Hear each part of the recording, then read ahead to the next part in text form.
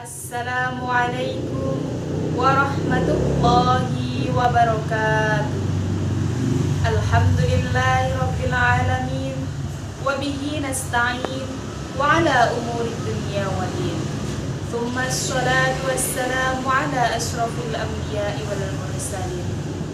Qala Allahu ta'ala fil Qur'anil karim. A'udzu billahi minasyaitonir rajim.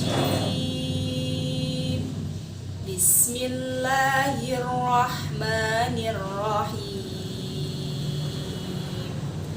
Al-akhillau yawma idzin ba'duhum li ba'din aduwwun illal muttaqin. Al-ayah.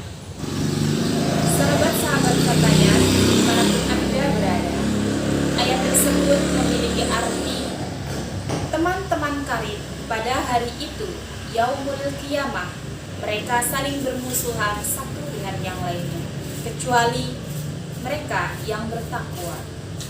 Al-Quran Surah Az-Zukhruf ayat 67. Mengapa pada hari itu manusia-manusia yang mulanya bersahabat karib menjadi saling menjauhi, menjadi saling bermusuhan?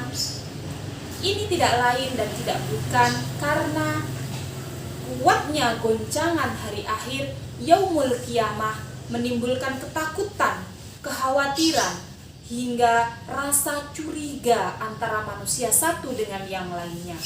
Mengapa begitu? Mereka saling mentuduh, mereka saling mencurigai bahwa catatan amal keburukan dalam buku amal mereka itu diakibatkan oleh sahabatnya. Dari sini maka penting bagi kita sebagai generasi milenial untuk cermat dalam hal memilih sahabat, karena circle pertemanan akan mempengaruhi baik itu perilaku maupun perkataan seseorang. Lalu bagaimana cara kita generasi milenial untuk mendapatkan sahabat yang membawa kita kepada ketakwaan, yang menghantarkan kita kepada ridha Allah Subhanahu wa taala menuju surganya nanti? Ada banyak cara yang bisa kita lakukan dengan menemukan circle-circle pertemanan yang baik, yang membawa dan membantu kita menuju akhlakul karimah. Di antaranya adalah 1. Pondok pesantren. Melalui circle pondok pesantren, kita akan dibimbing di bawah bimbingan Abah Yai dan juga Ibu Nen. Generasi milenial akan dituntut menjadi pribadi dengan akhlakul karimah, menjadi pribadi dengan pengetahuan yang dibutuhkan oleh kebutuhan zaman hari ini. Dan melalui circle pondok pesantren juga, generasi milenial ditempa baik itu pengetahuan secara formal, agama maupun mental. Kedua, circle organisasi. Generasi milenial harus menyibukkan diri dalam aktivitas organisasi untuk mencari sahabat. Mengapa organisasi? Dengan berorganisasi, generasi milenial akan ditempa baik jiwa sosialnya ataupun secara mentalnya, dan juga pengetahuannya akan terus diupgrade melalui organisasi. Banyak sekali organisasi yang bisa sahabat-sahabat ikuti sebagai generasi milenial. Di antaranya IPPNU, kemudian IPNU, ataupun PMII bagi generasi milenial yang sedang menempuh pendidikan tinggi. Atau bisa juga melalui organisasi Karang Taruna di desa-desa, sehingga sahabat-sahabat milenial bisa mengupgrade pengetahuannya dan juga melatih kepekaan sosial terhadap masyarakat di mana dia tinggal. Dan daripada itu, organisasi juga melatih kita menjadi pribadi yang tidak hanya egois terhadap diri kita, tidak hanya memikirkan bagaimana kebutuhan kita terpenuhi, keinginan kita tercapai, tetapi kita memikirkan orang lain.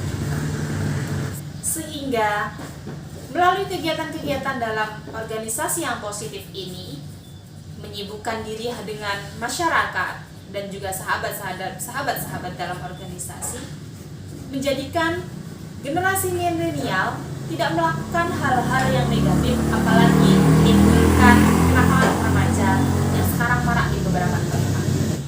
Ketiga, circle media sosial.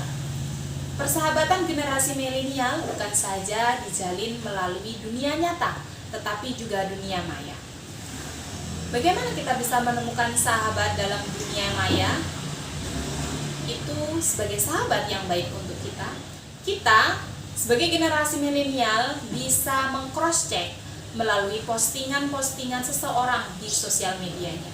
Apakah dia seseorang yang sering menggunakan sosial media untuk menghujat atau melakukan hate speech terhadap orang lain, menghakimi seseorang lain, atau bahkan menjadi toksik bagi orang lain.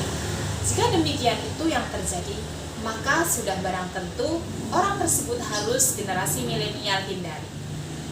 Karena mengapa hal itu harus dihindari? Seorang sahabat itu menjadi citra bagi diri seseorang, patut dan perlu diingat, sehingga kita harus mencari sahabat yang perilakunya, baik itu perkataan di dunia nyata ataupun di dunia mayanya, adalah sesuatu yang baik atau hasan.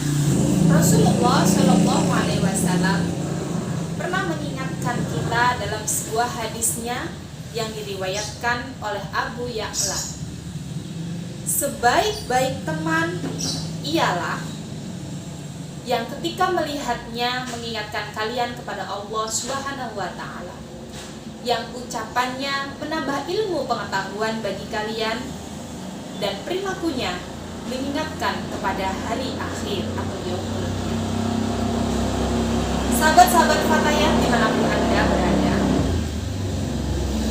oleh karenanya menjadi generasi milenial, kita patut cermat, patut cerdik dalam menentukan pilihan dalam hal mencari sahabat. Karena sahabat bukan hanya menjadi teman kita di dunia, tetapi juga menjadi teman kita di yaumul qiyamah nanti, yang akan bersama-sama membersamai kita saat mengambil buku catatan amal ibadah. Demikianlah tadi yang bisa saya sampaikan. Mudah-mudahan kita semua bisa melalui Ramadan tahun ini dalam keadaan sehat walafiat, tak kurang suatu apapun. Kurang dan lebihnya saya mohon dibukakan pintu maaf yang selebar-lebarnya kepada Allah Subhanahu wa Ta'ala. Saya mohon maaf. Wallahu muwaffiq ila aqwamit thoriq. Wassalamualaikum